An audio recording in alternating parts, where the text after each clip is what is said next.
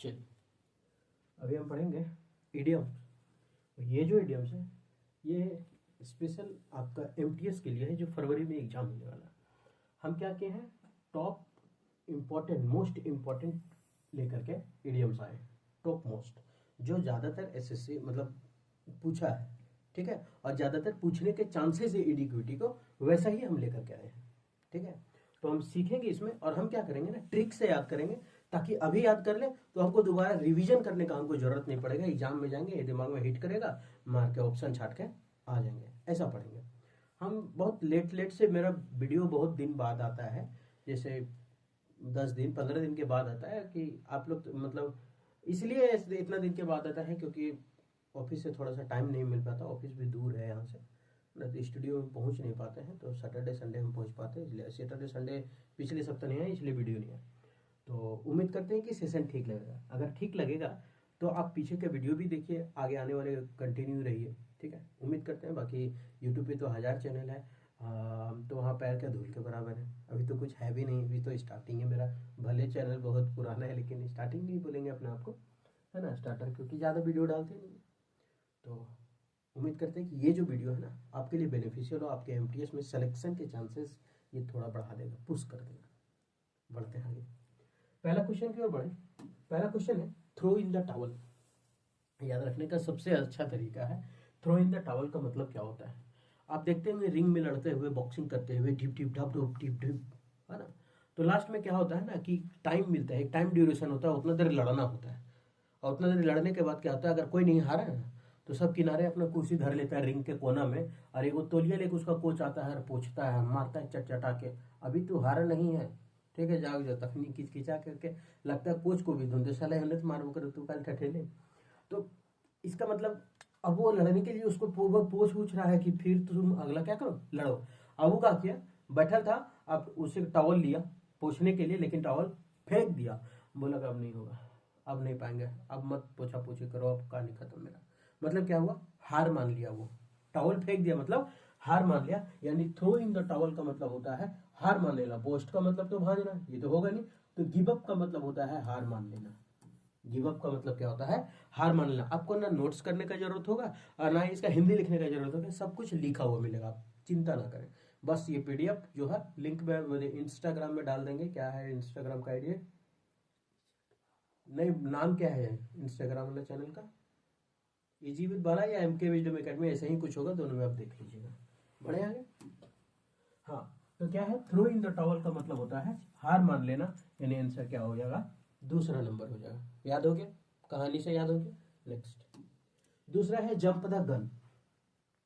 Jump the gun का मतलब क्या होता है, तो मतलब जंप द गन का मतलब होता है कि हम थोड़ा क्या किए ना काम, अभी जैसे आपको क्या है, अभी है एग्जाम फरवरी में एमटीएस का, अभी आपको तैयारी करने का समय है और आप कर नहीं रहे हैं, ये बाद में करेंगे, मतलब आप समय से पहले कुछ कर देते हैं, उसी को बोलते हैं जंप द गन।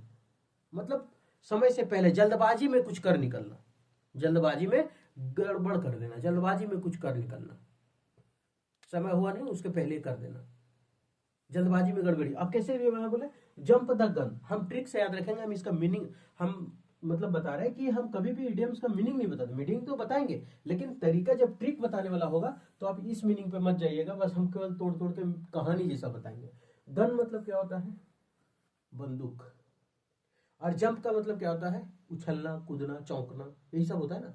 तो जंप द गन मतलब, जंप द गन मतलब होता है वही उछलना कूदना, जो भी गन मतलब तो बंदूक। अब कोई आदमी बंदूक दिखा करके तानले है तुम्हारा बाप पर, अब एक छोटा सा लड़का था, बोला यार धैर्य रखो, देखो बोलता क्या है ऐसे वैसे, 4-5 गो है, तो अगर वो लोग 6-7 गो है बंदूक लेकर टानले हैं तो इसका मतलब है कि हम कुछ नहीं कर पाएंगे, 2 आदमी है तो छोड़ देगा। अब एगो बेकार आदमी जिसका दिमाग कम हो, ताकत दिखाने के लिए चल गए, ये ढिसुम पैर से मारा, बंदूक फेंका गया, अरे तो चारों जो लगे ले सो, चारों जो लगे ले से क्या करेगा, तो जल्दबाजी में तो काम कर लिया, मार दिया गोड़ हाथ से, अब तो सटा जाएगा ना। तो जल्दबाजी में काम कर लिया मतलब मेच्योर लड़का था नहीं, समझदार था नहीं, मेच्योर नहीं था इसलिए काम पहले कर लिया। याद हो रहा है ना, तो मेच्योर नहीं था इसलिए काम पहले हो गया। तो प्री मेच्योर, प्री का मतलब क्या था, पहले, क्यों, क्योंकि हम लोग पहले प्री एग्जाम देते उसके बाद मेंस देते, तो प्री मतलब पहले, तो मेच्योर का मतलब होता है समझदार होना। तो समझदार होना, उससे पहले वो क्या कि समझदार नहीं था तब तो पहले अटैक कर दिया। तो एक्ट प्री मेच्योरली मतलब जल्दबाजी में कोई काम कर लेना या फिर समय से पहले कोई काम कर लेना। तो समझ में आ गया कि जंप द गन मतलब क्या हो गया। नेक्स्ट, जंप द गन इसका मतलब क्या था, जल्दबाजी में काम करना। आंसर दूसरा नंबर ठीक लगा है ना। Next, to beat a dead horse. Dead horse का मतलब क्या था, डेड मतलब मरा हुआ, हॉर्स मतलब घोड़ा। अब मरा हुआ घोड़ा को मारा, वह उठ साला, वह उठ, चेतक, धुकचुक धुकचुक धुकचुक उठ चेतक, मेरा चेतक, अरे मर गया, अब वो चेतक नहीं सुनने वाला है, चेतक गया है ना। है ना, किसी का चेतक नाम था कोई घोड़ा का, वो तो खत्म हो गया। अब तो अलग अलग नाम देता है, सोना तो गोल्डन घोड़ा का, है ना। तो जो मर गया उसको मारने से कोई फायदा नहीं है। अब घोड़ा मर गया, उसको चाबुक से मारेगा तो दौड़ेगा, तो क्या है, ये फालतू का प्रयास कर रहे हैं, बेकार का समय खाली बर्बाद हो रहा है, बेकार का काम कर रहे हैं ना। जो हो गया सो हो गया, अब उसको छाती पीटने नहीं बोलता है कि अब पछतावत का हो जब चिड़िया चुग गई खेत, वही वाला हाल है। अब तो हो गया, अब कोई फायदा नहीं है, मतलब फालतू का समय बर्बाद करना। To beat a dead horse मतलब फालतू का समय बर्बाद करना, waste time a hopeless is, फालतू का समय बर्बाद करना, वेस्ट टाइम लिखा हुआ ना, होपलेस इशू है। To beat a dead horse बेकार चीज, बेकार की चीज करना या फिर समय बर्बाद करना। आप ऐसा लिख सकते हैं, फालतू का समय बर्बाद करना, फालतू समय बर्बाद करना, समय बर्बाद करना, ठीक है। Next, bottom line. Bottom line मतलब क्या होता है, अच्छा बॉटम का मतलब होता क्या है, जैसे ये पूरा बोर्ड, तो बॉटम का मतलब होता है यहाँ नीचे, एकदम नीचे, बॉटम लाइन। हम क्या बोले, हम इतना में से लिखा दिया कि भाई लिखो, क्या लिखना है, तो हम पूरा लिखा दिया कि लिखो फलना ये है ये है ये है, भारत का प्रधानमंत्री नरेंद्र मोदी, राष्ट्रपति से माननीय द्रौपदी मुर्मू है, और ये है वो है तरलोक सिंह चौहान झारखंड हाई कोर्ट का ये है चीफ जस्टिस है, ऐसे करके कुछ लिख दिए। अब जब कुछ लिख दिया और लास्ट में लिखे, बाबू लिखो नोट। सर कहाँ लिखे, बॉटम लाइन में लिखो, बॉटम मतलब एकदम कॉपी के नीचे में लिखो नोट कि भारत का पहला राष्ट्रपति डॉक्टर राजेंद्र प्रसाद थे, भारत का पहला मुख्यमंत्री पंडित जवाहरलाल नेहरू थे, पंडित जवाहरलाल नेहरू थे। तो ये नोट में लिखा है, वो क्या है, महत्वपूर्ण पहलू, इंपॉर्टेंट पहलू, तब तो लिखा है नोट में। तो बॉटम लाइन, बॉटम मतलब एकदम नीचे लिखा है, तो वो इंपॉर्टेंट ही होगा, और इंपॉर्टेंट है मतलब the most important fact, the most important fact. Next, bottom line का मतलब होता है महत्वपूर्ण पहलू। आगे बढ़े, beyond the shadow of a doubt, doubt नहीं है, हाँ मतलब ये डाउट का मतलब क्या होता है, आप जानते हैं डाउट का मतलब होता है संदेह, ठीक। और शैडो का मतलब क्या होता है, छाया। बियॉन्ड मतलब के परे, मतलब नहीं बोलता है कि उससे हम संदेह भी नहीं कर सकते, उसका संदेह का छाया भी नहीं लग सकता है, संदेह का छाया भी नहीं लगेगा मेरा दिमाग में। न बोलता है कि उसका परछाई तो यहाँ आ भी नहीं, वो तो क्या उसका परछाई भी नहीं आएगा, तो संदेह तो क्या, संदेह का परछाई भी नहीं आएगा यहाँ, चाहे जो हो जाए। तो मतलब एकदम संदेह नहीं है, मतलब एकदम निश्चित है ना, संदेह है ही नहीं। तो वही चीज है कि संदेह है, वो भी किसका, बियॉन्ड द शैडो, छाया के परे है एकदम संदेह, मतलब संदेह है ही नहीं, एकदम सही बात बोला है वो, है ना। तो इसका मतलब क्या होगा, तो निश्चित बात होगा ना, कोई चीज निश्चित होगा, और कोई निश्चित है तो located in remote area, remote area मतलब दूर के एरिया में कोई चीज होना, ये नहीं हो सकता है। हम पहले ऑप्शन कार्ड देखा लिए आंसर बताते गए ना, अच्छा गलती हो गई। Live in fear and uncertainty मतलब लिव इन फियर, डर से जिंदगी जीना, अनसर्टेनिटी अनिश्चितता में, विथ सर्टेनिटी, हाँ ये हो सकता है, क्यों, क्योंकि संदेह है ही नहीं, जो काम है वो एकदम निश्चित होने वाला है, तो इसका होगा विथ सर्टेनिटी, फॉर श्योर। देख ले, beyond the shadow of a doubt मतलब होता है बिना संदेह, संदेह से नहीं होगा, बिना संदेह के, गलत मतलब ये टाइप हुआ है ना, बिना संदेह का होगा, इसको काट दीजिए, बिना संदेह के एकदम निश्चित। Next, turn a deaf ear, deaf का मतलब क्या होता है, बहरा, ईयर मतलब कान, नहीं बोलता है किसी को आवाज देते हैं तो कान बहरा देता है, कान गहरा देता है, ऐसे कर देते हैं, नहीं बोलता है ए रामू काका थोड़ा कार का डिक्की साफ कर दीजिए। और रामू का कह रहे हैं साला डेली डेली पैसा कोड़ी झूठ मूठ में खाली दौड़ा दौड़ी, है ना। मतलब क्या कर देता है उसका बात को, वो चिल्लाते रहता है, फिर भी वो क्या कह दो निकल निकल लिया चुपचाप। मतलब उसकी बात को क्या किया, डिफ ईयर, मतलब बहरा बना दिया अपने कान का, भौंकने दो, मतलब अनसुना कर देना किसी को, इग्नोर कर देना किसी को। तो इग्नोर ही तो किया ना उसको, और जब इग्नोर किया तो पहला पहला ही तो आंसर है, ignore advice. Ignore advice, advice मतलब होता है उसके सलाह को क्या कर लिया, इग्नोर कर दिया। भाग सलाह के पूछ रहे हो। अच्छा, एडवाइस में थोड़ा सा आप याद रखिएगा, हालांकि हम मीडियम्स पढ़ा रहे हैं लेकिन अभी एक चीज बता दे रहे हैं। एक होता है एडवाइस और एक होता है एडवाइस। इसका मतलब होता है सलाह देना, सलाह देना, और इसका मतलब होता है सलाह। ठीक है, याद कैसे रखेंगे, स्पेलिंग सब सेम है, बस केवल यहाँ पे सी का अंतर है और यहाँ पे एस का अंतर है। तो ये 3 नंबर में है, ये एस कितना नंबर में है, 19 नंबर में। ज्यादा कौन में है, तो ज्यादा में एस है, तो जिसमें ज्यादा है वो ज्यादा लिखाएगा सलाह देना 5 अक्षर का, जिसमें कम है 3 अक्षर का लिखा है, 1 2 3 हो गया। ऐसे याद रख सकते हैं, है ना। तो ये ऐसे ही बता दिए ताकि एमटीएस है ना, कुछ भी छोटा चीज दे देगा तो फिर कंफ्यूज जाना नहीं है मारना एकदम जो। तो टर्न डिफियर मतलब क्या था, इग्नोर करना किसी चीज को, एडवाइस सलाह को। नेक्स्ट, अनसुना कर देना, इग्नोर कर देना, दोनों सेम है ना। टर्न डिफियर, ठीक किए थे आंसर। हाँ, part and parcel, part and parcel, किसी चीज का अभिन्न अंग होना, पार्ट एंड पार्सल। जैसे ना बोलते हैं आदमी का जो आंख है वो एक अभिन्न अंग है, इसको अलग नहीं कर सकते हैं, वो इंपॉर्टेंट है, एक निश्चित हिस्सा है, अभिन्न हिस्सा है ना, उसको बोलते हैं पार्ट एंड पार्सल। जैसे बोलेंगे कि आदमी का हाथ ये एक अभिन्न अंग है ना, कान अभिन्न अंग है, जिसको अलग नहीं कर सकते हैं, एकदम मैंडेटरी है, जिसको टाल ही नहीं सकते हैं। तो जो अभिन्न अंग है उसको बोलते हैं पार्ट एंड पार्सल। तो आजकल के दुनिया में जो पार्सल है ना, वो आदमी का अभिन्न अंग बन गया है।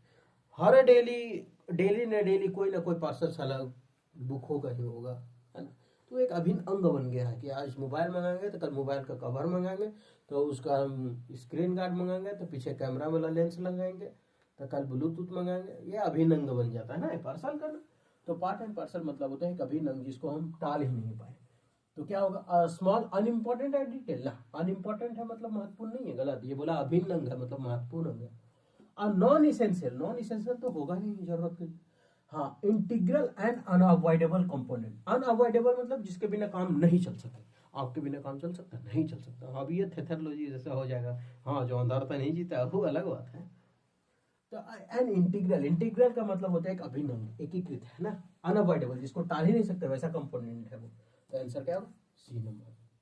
नेक्स्ट, पार्ट एंड पार्सल मतलब अभिन्न हिस्सा होना, किसी चीज का स्वाभाविक भाग होना। नेक्स्ट, चॉक एंड चीज। ये तो एक होता है चॉक, हम ऐसे याद रखते हैं, एक होता है चॉक। चॉक मतलब क्या, बच्चे सब जो लिखते हैं ना चॉक से, हम उसको याद रखते हैं। और नहीं, हम खाली बता रहे ना, हम इसका मीनिंग नहीं, हम खाली तरीका याद रखते हैं कि कैसे याद कर सकते हैं। जैसे मान लेते हैं चौराहा होता है, वहां भी तो बोलते हैं कि ये चौक है, भगत सिंह चौक, बीएनआर चौक बोलते हैं, झंडा चौक बोलते हैं। तो चौक, और नहीं तो वो चौक खल्ली वाला चौक सबसे अच्छा है, वही है, वही ना है ये। तो वो चौक से याद रख लेते हैं। खाली एक चौक है, एक चीज है, चीज समझते हैं, पनीर, पनीर जो नहीं बोलता चीज पनीर बना तो फलना बनाओ, ये सब खाने वाने का सामान है। तो ये चौक है लिखने का, या फिर चौक हम मान लेते हैं, चलो कोई भगत सिंह चौक, कुछ भी मान लेते हैं अपने तरीके से। और एक चीज है खाने वाला, तो दोनों तो अलग अलग चीज है भाई, एक लिखने का एक खाने का। या फिर एक चौक है जहाँ सामान मिलता है और एक खाने का, दोनों तो अलग है। और जब दोनों अलग अलग चीज है तो दोनों अलग अलग चीज है। और जब दोनों अलग अलग चीज है मतलब उसकी प्रवृत्ति ही अलग अलग है। जब प्रवृत्ति अलग अलग है तो देखते हैं इसका आंसर कौन सा हो सकता है। थिंग्स दैट आर अपोजिट और कंप्लीट डिफरेंट। मिल तो गया, बोल रहा कंप्लीटली डिफरेंट, एकदम अलग अलग है, तो हो तो गया एकदम अलग अलग है, तो चौकर चीज एकदम अलग अलग चीज है, तो यही होगा आंसर। नेक्स्ट, चौक एंड चीज का मतलब दो अलग प्रवृत्ति के चीज। Straight from the horse mouth मतलब नहीं बोलता है कि ऐसा आदमी से कोई खबर सुन लो ना जो विश्वसनीय आदमी हो, वो कभी झूठ ना बोलता हो, विश्वसनीय सूत्रों से पता चला है कि ये आज तक में या फिर कोई भी चैनल में नहीं बोलता है, विश्वसनीय सूत्रों से पता चला कि कल बारिश तेज होने वाली है, फिर पता चला कल एकदम दंदना के खनखना के धूप उगल है, सुखा दिया सब कुछ, है ना। तो विश्वसनीय सूत्रों से, तो जहां हाउस माउथ, अब ऐसे याद रखते हैं इसको, तरीका क्या है याद रखने का। पहले का जमाना में होता था युद्ध, युद्ध में क्या होता था ना कि गांव वालों को कैसे पता चलता था कि युद्ध में ये हार गया या जीत गया। तो पता इसलिए ऐसे चलता था कि पहले तो न फोन का जमाना था, और युद्ध में तो चिट्ठी कलम उलम लेके जाएगा नहीं, का तलवार से लिखेगा, एक पन्ना में एक अक्षर का, दूसरे का पन्ना दे का, इस तरह में लिखेगा। तो क्या करता था, युद्ध में गया, और युद्ध में जाने के बाद अगर राजा का घोड़ा या फिर अपने तरफ का सेना का घोड़ा अगर एगो वापस आ गया तो समझ जाता था खाली खाली वापस आ गया, कोई उसमें सेना उना नहीं बैठा हुआ। अगर ऐसे ही खाली घोड़ा लौट गया तो समझ जाता था कि हम लोग युद्ध हार गए। और अगर खाली घोड़ा वापस नहीं आया तो इसका मतलब युद्ध चल रहा है या फिर युद्ध जीत गए। तो खाली घोड़ा वापस आया तो क्या होता था, लोगों को विश्वास हो जाता था। तो घोड़ा आया, घोड़े को मुंह देख कर क्या पता लगा लेके हॉर्स माउथ, विश्वसनीय सूत्रों से पता चला युद्ध हम लोग हार चुके हैं। हम तरीका बताया याद रखने हैं। तो हॉर्स माउथ मतलब straight from the horse mouth, एकदम सीधे सीधे घोड़ा को मुंह देख करके हम बता रहे हार गए। तो मतलब क्या होगा, from a annoyance tip, hearing it from someone else, reading it from a book, from a reliable source। अभी ये ऑप्शन तो होगा नहीं। एनोनिमस मतलब क्या, एनोनिमस तो गुमनाम होता है, इससे तो कोई मतलब नहीं है। Hearing it from someone else, किसी के कारण। Reading it from a book, book से पता चला ना, तो क्या पता चला, फ्रॉम अ रिलिएबल सोर्स। रिलिएबल मतलब विश्वसनीय सूत्रों से, जिस पर हम भरोसा कर सकते थे, वो हमको बताया ये चीज। तो straight from the house mouth मतलब विश्वसनीय सूत्रों से। Next, throw caution to the wind. अभी याद कैसे रखेंगे, कॉशन मतलब क्या होता है, चेतावनी। विंड मतलब क्या होता है, एक तरह से तेज तूफान बोलेंगे, तेज हवा। जैसे हवा बहुत प्रकार का होता है, बहुत प्रकार का होता है। हम अगर बोले एयर तो ये हवा नॉर्मली। अगर हम बोले ब्रीज, ब्रीज का मतलब भी होता है हवा, लेकिन एकदम ठंडा हवा, सुखद हवा, वो ब्रीज। अगर बोले विंड, इसका मतलब तेज हवा, है ना, ये सब होता है। तो यहाँ बोला कॉशन मतलब हम चेतावनी। थ्रो का मतलब क्या होता है, हम बोले ना कि इसका मीनिंग नहीं, आप तरीका समझिए याद रखने का। थ्रो मतलब थ्रो फेंके। कॉशन मतलब क्या फेंके, चेतावनी फेंके। किसको चेतावनी फेंके, हवा को, विंड को चेतावनी फेंके। इसका मतलब तूफान को हम हवा दे रहे हैं। इसका मतलब क्या हो सकता है, इसका मतलब यही है कि तूफान को हम क्या कर रहे हैं, मतलब डेंजर सिचुएशन को हम क्या कर रहे हैं, चैलेंज दे रहे हैं। डेंजर सिचुएशन को हम क्या कर रहे हैं, चैलेंज कर रहे हैं। इसका मतलब क्या कर रहे हैं, हम रिस्क ले रहे हैं। हम तूफान को दे रहे हैं ना चैलेंज, तो इसका मतलब रिस्क ले रहे हैं। थोड़ा क्वेश्चन, चेतावनी फेंक रहे हवा को, रुक जाओ, मतलब कसम से क्रिस का गाना सुना देंगे। क्रिस का गाना सुनेगा बस हवा थम जाएगा, है ना। उसका पापा का गाना सुनाएगा। तो इसका मतलब खतरा मूल उठाना, take a risk, take a risk, खतरा लेना। तो throw caution to the wind का मतलब होता है बिना परवाह किए जोखिम उठाना। Next, as thick as thieves. Thick का मतलब मोटा होता है ना, मोटा। देखिए थिक का वर्ड ऐसा नहीं है कि थिक मतलब मोटा ही होता है। अगर थिक हेयर का बात करें तो घना बाल, और कोई चीज का बात करें तो इसका मतलब थिक मतलब मोटा से रिलेशन होगा। अगर थिक फ्रेंड का बात करें तो इसका मतलब गहरा हो जाएगा। तो हर जगह थिक का मीनिंग जो होता है वो अलग अलग होता है। तो थिक एज थिप्स मतलब एक तरह से बोलिए तो थिक एज थिप्स का मतलब होता है गहरा दोस्त, है ना, एकदम गहरा दोस्त, फ्रेंड। तो क्या होगा, very close and loyal, very scarcity, very sneaky, very quite. तो क्या होगा, बहुत, अब ठीक है मतलब बहुत घना उसका दोस्ती है, गहरा दोस्त है, मतलब लॉयल है, ईमानदार है। तो इसका मतलब क्लोज एंड लॉयल, ये होगा आंसर। सही है ना। हाँ, एज थिक एंड थिप्स का मतलब होता है जिगरी दोस्त, आपस में गहरा संबंध। Next, change of heart. दिल बदल गया मेरा, दिल का हुआ बदल गया, बोला जाएगा, अरे नहीं जाएंगे, कहा अरे दिल बदल गया मेरा, छोड़ो हटाओ, मन नहीं कर रहा है, मन कर रहा है लेकिन दिल नहीं बोल रहा जाने का, दिल ही बदल गया। दिल बदल गया मतलब निर्णय ले लिए हम, बदल दिए निर्णय विचार बदल गया मेरा। तो वही है, निर्णय या विचार बदल देना। तो आंसर कौन सा होगा, टू नैरो एस्केप डिजास्टर, खत्म। डिफरेंट, सॉरी, अनफेयर अटैक, गलत तरीके से अटैक हुआ ना, डिफरेंट ओपिनियन, अलग विचार आया अबाउट समवन और समथिंग, किसी चीज के लिए। हाँ, विचार अलग अलग हो गया तभी तो होगा ना, तो इसका मतलब ये होगा। वेरी सिमिलर, सिमिलर तो है नहीं क्योंकि विचार तो मेरा बदल गया है, तो आंसर क्या होगा? सी। निर्णय या विचार बदल जाना, चेंज ऑफ हार्ट, ये होगा तीसरा number. Next, lips and bounds, बहुत तेजी से, है ना, काफी तेजी से, उसको बोलते हैं lips and bounds. Lips and bounds मतलब बहुत तेजी से, तो इसका क्या होगा? वेरी क्विकली, है ना, very quickly, lips and bounds, दिन दुगुनी रात चौगुनी। ऐसे याद रखें, लिप्स। अभी का हम लोग क्या करेंगे ना, जब वीडियो देख रहे हैं, एग्जाम सामने आ गया ना, तो हम क्या करेंगे, वीडियो को डबल फास्ट कर देंगे। उसके बाद जो हम धीरे धीरे बोल रहे हैं तो हम करेंगे, मतलब लिप्स मेरा क्या हो रहा है? जल्दी जल्दी जल्दी जल्दी हो रहा है, दिन दुगुनी रात चौगुनी हो गया। तो इसका मतलब लिप्स एंड बाउंड्स का मतलब होता है वेरी क्विकली। तो दिन दुगुनी रात चौगुनी, बहुत तेजी से। Next, fallen of the radar. अच्छा, फॉलन ऑफ का मतलब क्या होता है? गिर जाना, हट जाना, दूर चले जाना। गिर जाना, हट जाना, दूर चले जाना, तो उसको बोलते हैं फॉलन ऑफ। और रडार का मतलब नहीं बोलता कि बेटा तो कहीं हमारे रडार में आओ ना, सेक दबो पकड़ के, मतलब मेरा संपर्क में कभी आओ, हम तुमको सेक देंगे, नहीं बोलता कहीं हमारे रडार में आओ नहीं तो। अरे तो कोई एरोप्लेन एरोप्लेन उड़ता नहीं बोलता है कि रडार रडार से बाहर चल गया, या फिर रेडियो उडियो नहीं बोलता कि अरे यार रडार से बाहर चल गया, सिग्नल नहीं धर रहा है। और अपना गांव घर में धमकी नहीं देते, आ ना बेटा देखो तो बप्पम कहते थे, एक बार हमारे रडार में तो आओ, छेक के गर्दनिया पकड़ के कलर वो उचार दो। तो ये रडार होता है। अब रडार में मतलब कभी मेरा रडार में आओ मतलब कभी मेरे संपर्क में आके देखो, लेकिन यह फॉलन ऑफ, ऑफ है, डबल ऑफ है, इसका मतलब वो अलग हो रहा, रडार से अलग हो गया। और जब रडार से अलग हो गया तो इसका मतलब वो क्या हो गया? खत्म, संपर्क से हट गया। संपर्क से हट गया तो क्या होगा? गेटेड अटेंशन, गलत। गेन अटेंशन, प्राप्त करना अटेंशन नहीं। बिकम अननोटिस्ड, बिकम अननोटिस्ड, क्योंकि अब रडार में संपर्क में है ही नहीं तो उसको नोटिस कौन करेगा, है ना। नेक्स्ट, तो फॉलन ऑफ द रडार का मतलब होता है संपर्क से बाहर, अननोटिस्ड हो जाना। On the same wavelength, wavelength समझ में आता है ना? हाँ, वही है।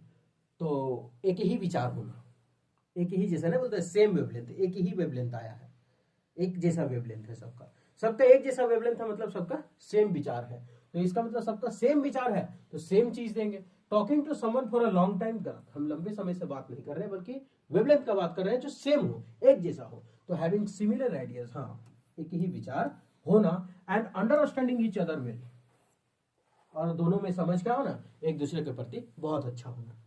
नेक्स्ट, तो ऑन द सेम वेवलेंथ का मतलब होता है एक जैसी सोच होना या विचारों का मोल होना। Take a toll, take a toll का मतलब क्या होता है? किसी को हानि पहुंचाना, किसी को हानि पहुंचाना, किसी को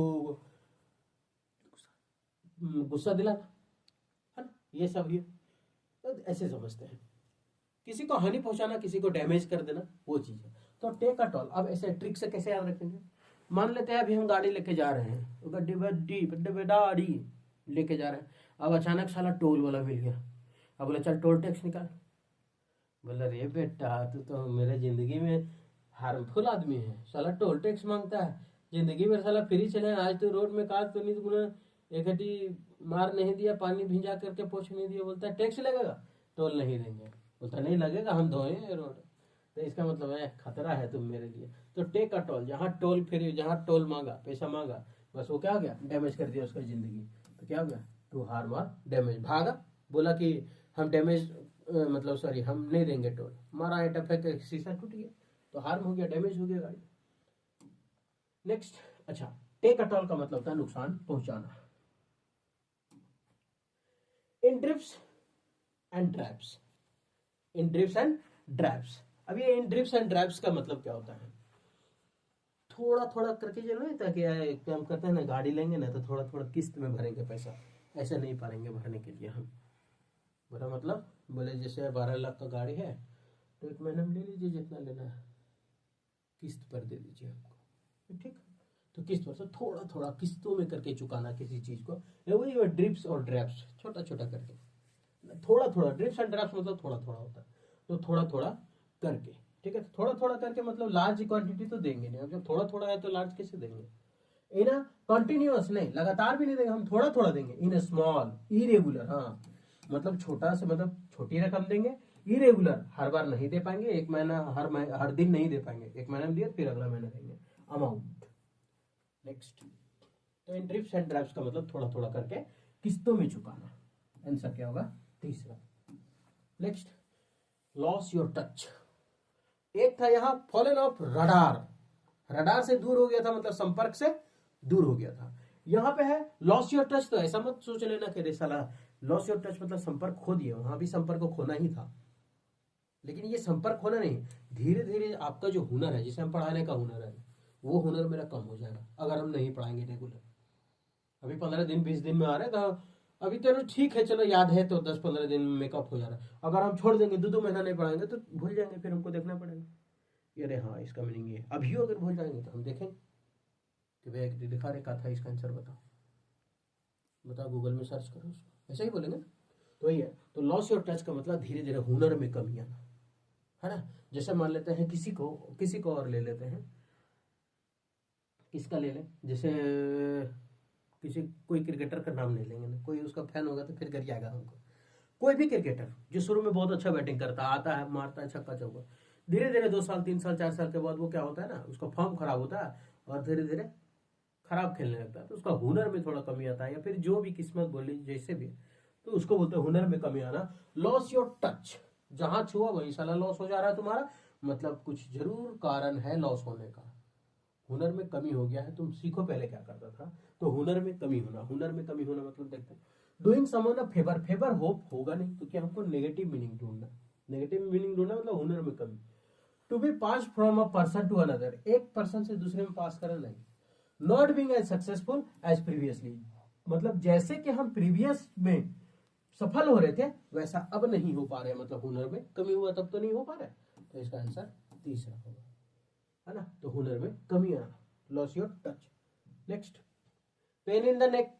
अब ऐसे याद रखते हैं पेन इन द नेक को, पेन का मतलब हम रखते हैं दर्द और नेक का रखते हैं गर्दन, ऐसे करके रख दिए, ये क्या है, ऐसे करके रख दिए हैं, इसका मतलब क्या, माइक देखो ठीक है, ऐसे करके रख दिया इसका मतलब परेशानी में डाल दिए ना, किसी को परेशानी में ही तो डाले, ऐसे करके रख दिया है मतलब अब ना मुंडी ऐसे कर, ऐसे तो कर लेगा, ऐसे कर लेगा लेकिन झुका नहीं पाएगा, मतलब किसी को क्या कर रहे हैं, बहुत परेशान कर रहे हैं, ऐसा तो नहीं करना चाहिए भाई, यहाँ दे दिया, हल्का सा मान ले अगर छींके हाथ भाग से घुस के एकदम जिगे निकल जाएगा, तो इसको बोलते हैं बहुत ज्यादा परेशान करना किसी को। और बहुत ज्यादा परेशान करने का मीनिंग क्या होगा, फनी, यहाँ तो यहीं से छट जाएगा, फनी मोमेंट होगा नहीं, है ना। तो यहाँ क्या होगा, तो यहाँ व्हेन समथिंग अनएक्सेप्टेबल, जिसको हम नहीं एक्सेप्ट कर सकते, ये है नहीं, हम बोले खतरनाक चीज होना चाहिए, डेंजर होना चाहिए।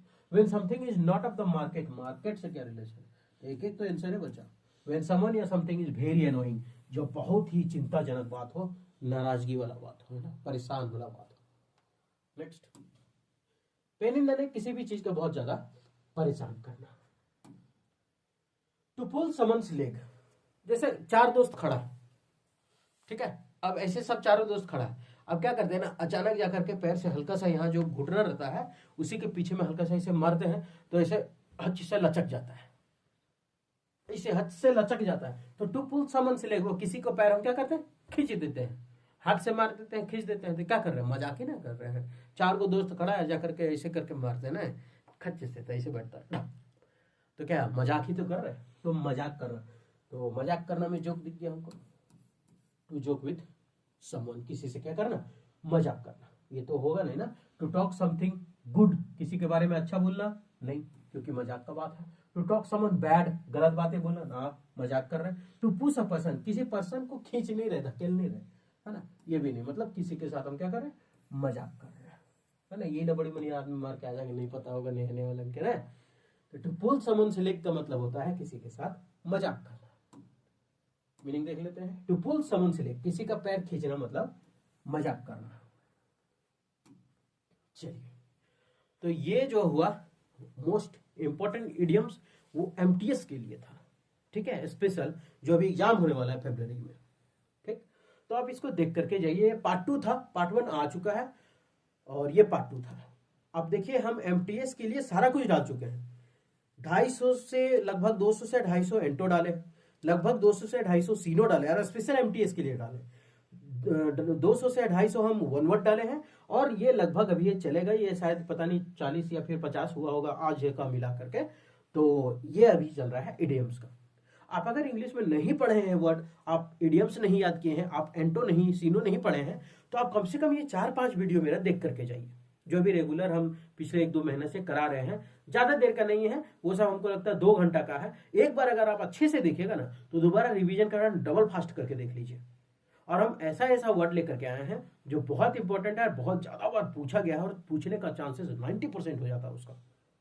अगर हम 50 वर्ड एंटो कराए हैं ना, तो उसमें चारों ऑप्शन को भी ट्रिक से पढ़े हैं। पहला ऑप्शन, दूसरा ऑप्शन, तीसरा ऑप्शन, चौथा ऑप्शन, चारों को ट्रिक से पढ़े हैं। क्योंकि एडिक्विटी क्या कर रहा है कि जो ऑप्शन में है ना, अगला बार उसी को क्वेश्चन बना दे रहा है और उसी का आंसर दे रहा है। ठीक है, तो ये चीज याद रखना है। तो इसलिए हम ऑप्शन को भी डील किए हैं एक एक करके।